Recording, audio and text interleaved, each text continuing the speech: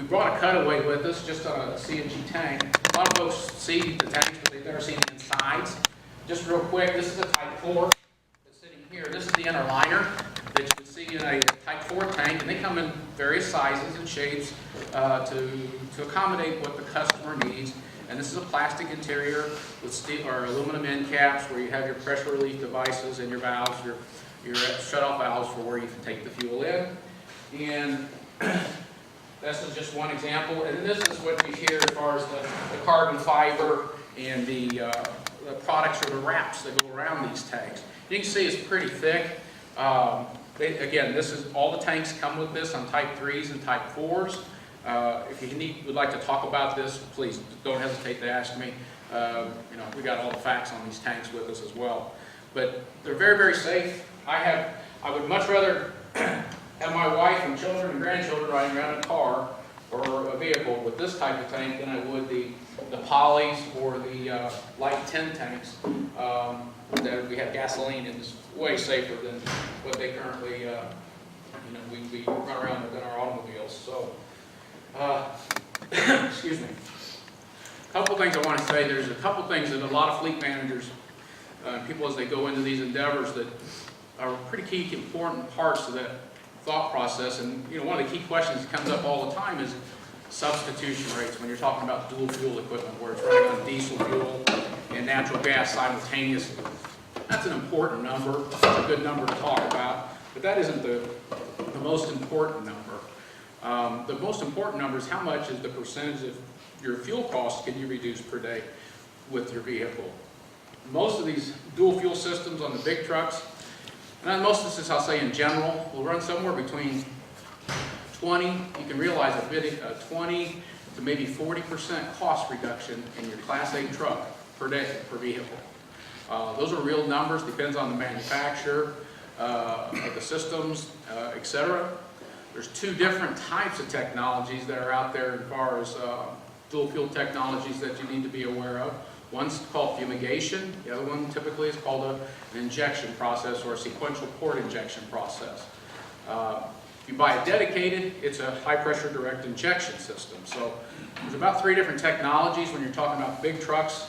It's easy to get confused or cross the information, and it's very important that you have those good conversations so that you as a fleet owner, whether you're public or private sector, understand those technologies and you want to maximize your benefit as far as the return on investment and lowering your costs. And those are real numbers on the Class 8 trucks. Substitutions and not so much substitution, but the cost reductions per day that are available on your current fleet. There's no spark ignition as far as spark plugs. We use diesel fuel in this science, if you would, as the ignition point that ignites the natural gas in the cylinder. Dual fuel technology doesn't improve horsepower. It does not improve torque. It does not improve miles per gallon. It is strictly a cost reduction in fuel. That's where the money's saved, because your engine platforms typically are born as a diesel, obviously, when you do these techniques, and they may be at 400 horsepower at 1,450 foot-pounds of torque. That's what the drivetrain and everything on that components was designed for. Yes, you can make that a 600 horsepower and all that, but everything downstream of that engine is not designed to handle that, plus it's going to do damage to your motor, etc. So it's very important that you keep that in mind. You're not going to pick up in the miles per gallon fuel economy and things like that. If it's a 7 mile or a 5 mile of a gallon piece, that's still what she's going to be when she's done being with a dual fuel technologies outfit. There's a lot of strategies. The fuel tank systems on these trucks are for 20 years, even on the pickup trucks and all the other vehicles. Those tanks are typically 15 to 20 year life cycles. It's very important that you don't throw these things away. There's a market a little bit for those as well. Some of the light duty techniques and conversions that are available. If you buy, like what we did on our Ford out here, it's an F-250 with a 6.2 liter. You can run that pickup truck if you have a fleet or whatever vehicle application it might be, and you're ready to retire or cycle that piece of equipment out of your fleet. We can take all the componentry most of that componentry, about 75 to 80% of it, and take it off and put it on your next vehicle. So you're not buying it twice. You should get 3 or 4 cycles of or more vehicle life with the initial purchase of your light duty conversion today on gasoline engines. Light duty is always gasoline engines. So you can do V10s, V8s, 6 cylinders, 4 cylinders, etc. As long as you're buying a replacement vehicle that's similar in cylinders, you can take it to your next vehicle. Those are things that you need to think about, and especially when, like today, when there's grants out there for AFIG, and we'll talk about that a little bit today, but AFIG's got a grant right now that's open to the public and the private sector that you can get half of these conversion costs covered today. AFIG stands for Alternative Fuel Initiative Grant. Maggie's got a little bit she's going to cover on it. It's open right now to Pennsylvania-based private and public sector right now. Closes in about, what, 30, 40 days? July 26th. So there's a huge opportunity, whether you want to go CNG, propane, or some of the other alternatives that are out there, this grant covers that. I don't know, and Maggie...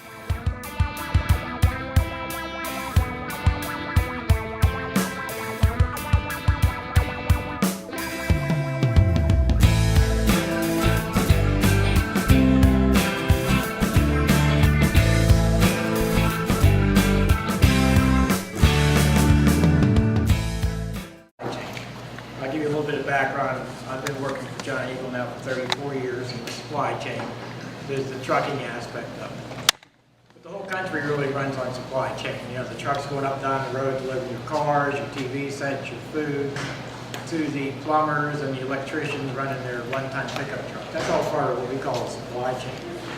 So what really, it goes beyond the walls of Giant Eagle and how it impacts the whole country. So I'm going to talk about why natural gas. Twice as far for half as much. That was the calling card for diesel fuel 50 years ago when it started coming on the market. You had an engine and you had a fuel product that was cheaper than gasoline. And because of the increased compression ratio of the diesel motor, you were able to go further on. Well, that's all changed in the last 10 years.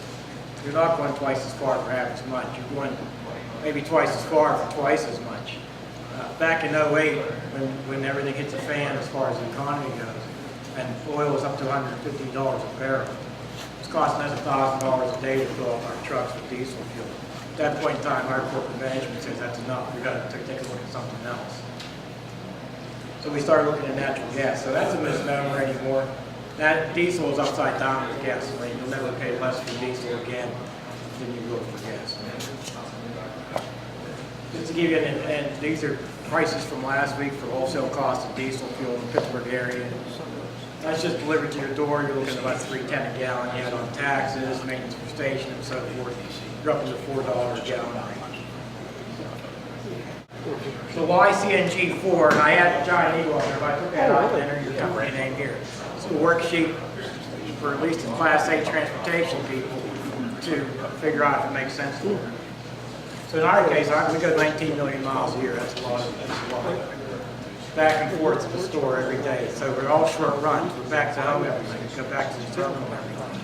Another benefit that makes this work. We could put in our fueling infrastructure and fuel our trucks and be self-sufficient. These trucks use a lot of fuel, 10 to 15,000 gallons a year. That's your math on today. You take that times the differential. These are some potential costs. So again, we're a high volume, high cycle, but we come back up every day. You can also brag that you're running the cleanest truck in the world. So let's talk about the clean part for a minute. If you take up in the right-hand corner, pre-emissions diesel. These are the ones where you start them up and you got the big billow of black smoke coming on. Take those, compare it to a natural gas truck. Let's start one of those old pre-emission trucks, very light. We'll start close to 100 natural gas trucks idling. Emits the same amount as one old diesel truck. Just absolutely amazing. That's the clean part of this whole deal.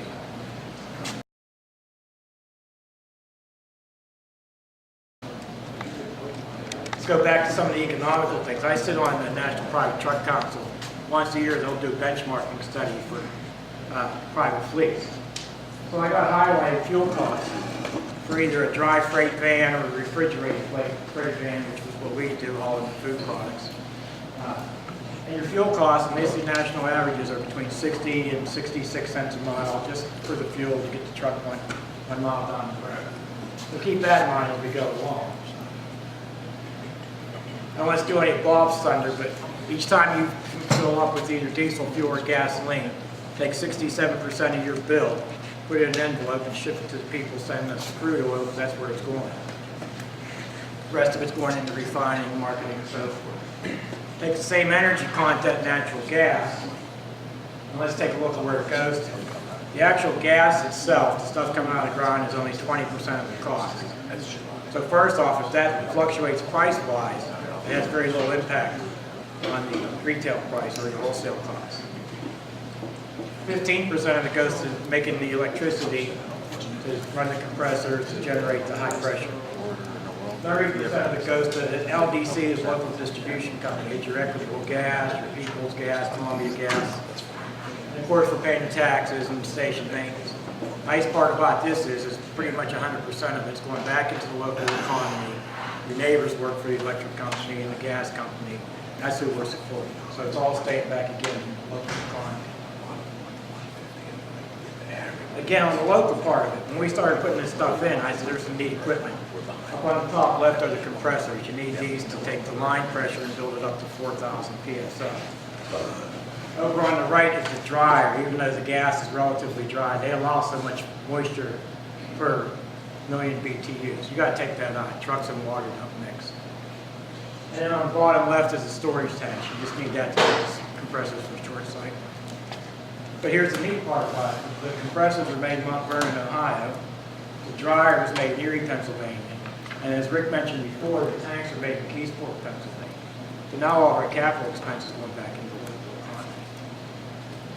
economy. The bad part about this, though, is the reason they're not on every street corner yet. Those three things are very, very expensive. It's capital intensive. For what you pay for these, you can pretty much build a 16-station gasoline station for what these cost. So those are some of the things we need to work on to get these more on.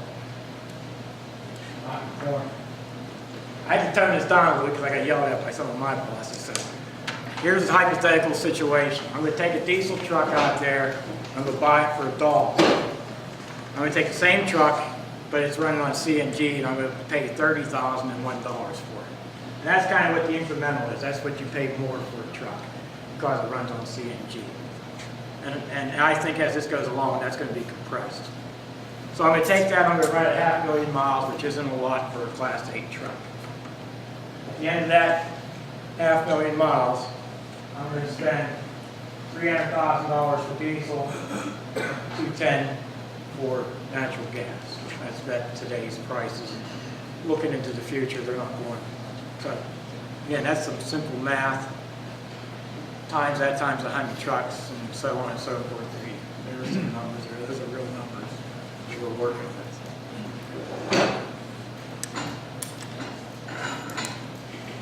And again, our experience so far, today we're running 22 Class 8 trucks on dedicated natural gas.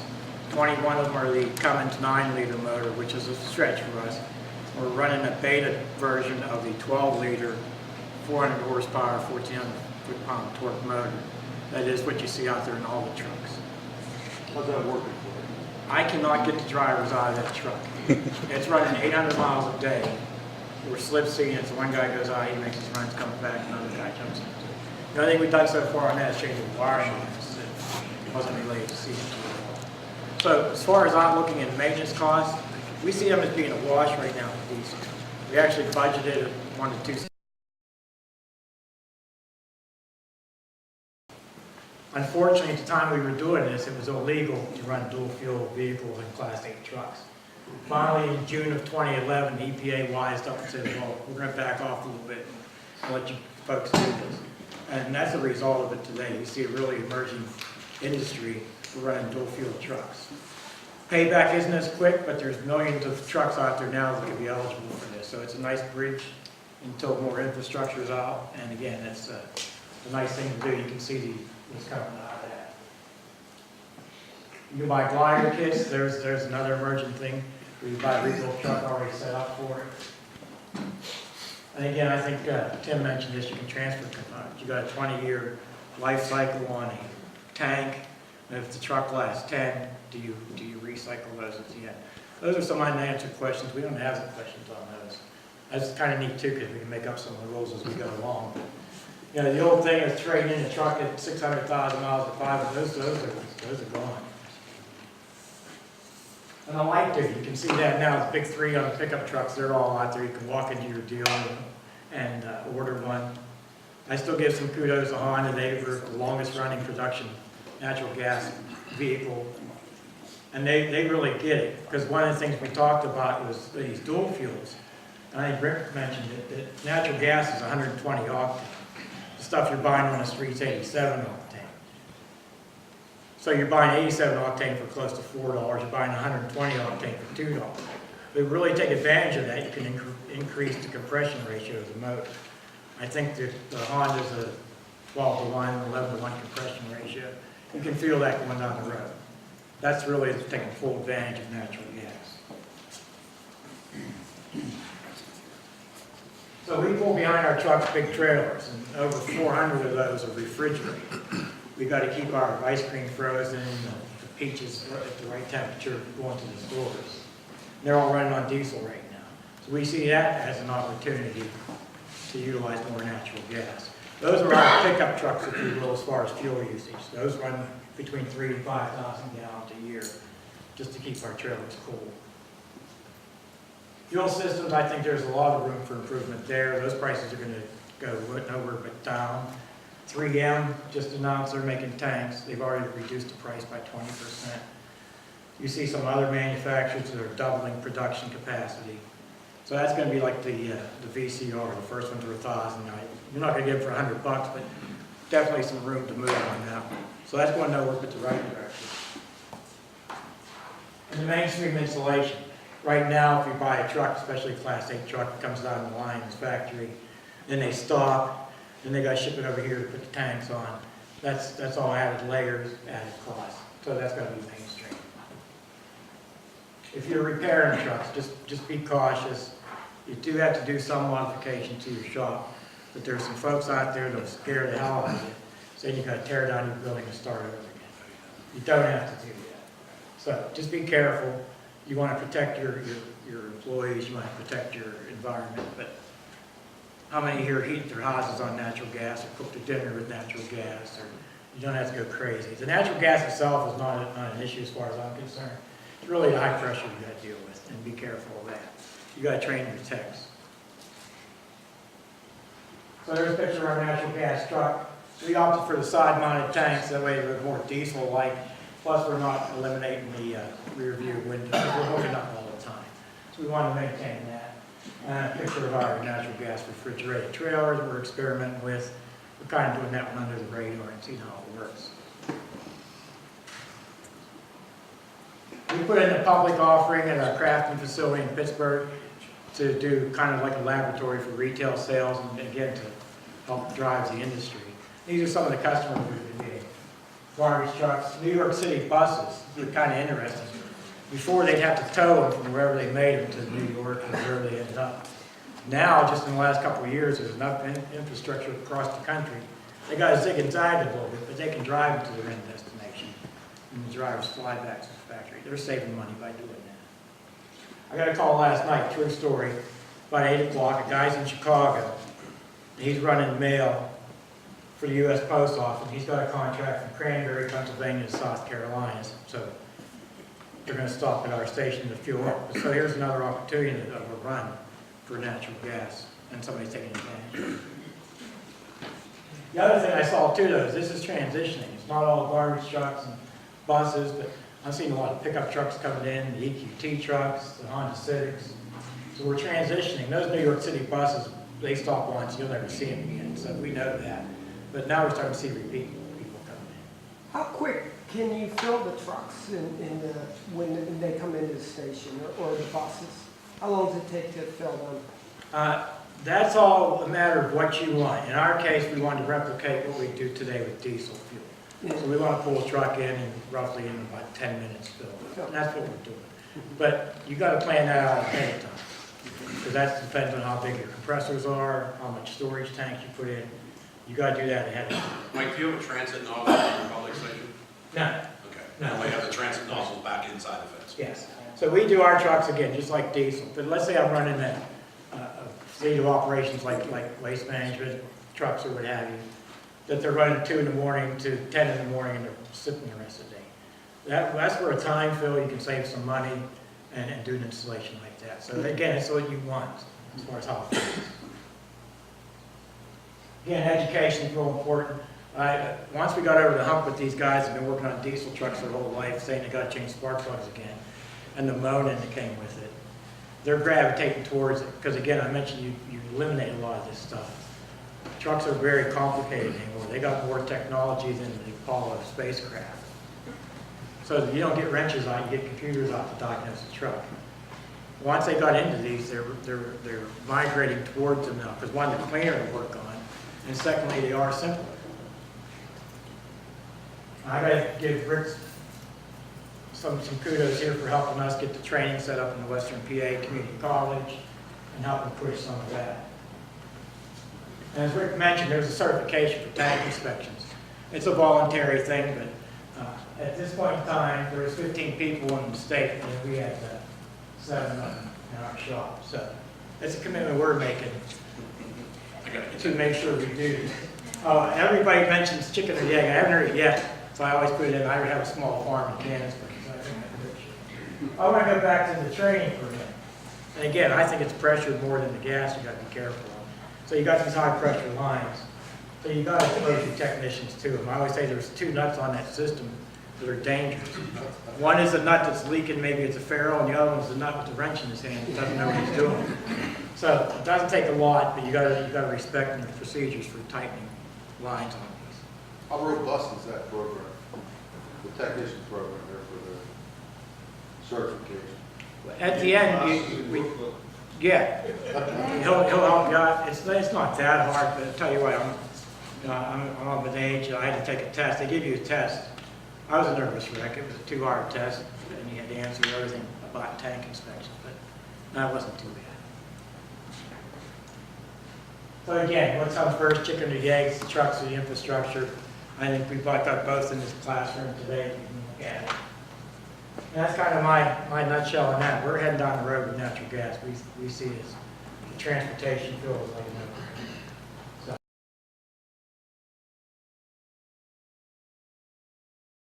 We had a grant that's just closing up at the end of this month where we received $888,750 from EPA with $2.55 million in cost sharing, and that was to replace 18 diesel trucks. There were 10 trash haulers. There were Mike Lickard got one of his 9-liter yard jockeys, and Equitable Gas got 7 utility vehicles. And we were able to, and that's 25%. This is one that you people that are in the heavy duty market need to understand. The Act 13 money and the AFIG money basically deal with 50% of the upfit cost. When you're replacing a dedicated or a heavy duty truck with that, because you have to destroy the old engines under the EPA grant, that's 25% of the cost of the vehicle, not the upfit cost. So what is better? 25% of a vehicle costs $300,000, or 50% of a $30,000 upfit? Think about that. So I encourage people to, talk to us about there, because you have to have minimums when you go after the clean diesel side of the house. But I highly recommend it for the heavy duty people. And there's so many people in this room here that'll help in doing this, and so we're hoping to get back into the clean diesel business. That's a federal grant. There's some other ones for municipalities and for transportation companies. There's stuff for airports and all that. I'm sorry I don't have the slides up there. I had all that on my other slide, so you all have to call me if you want any detailed information. But with that being said, I'm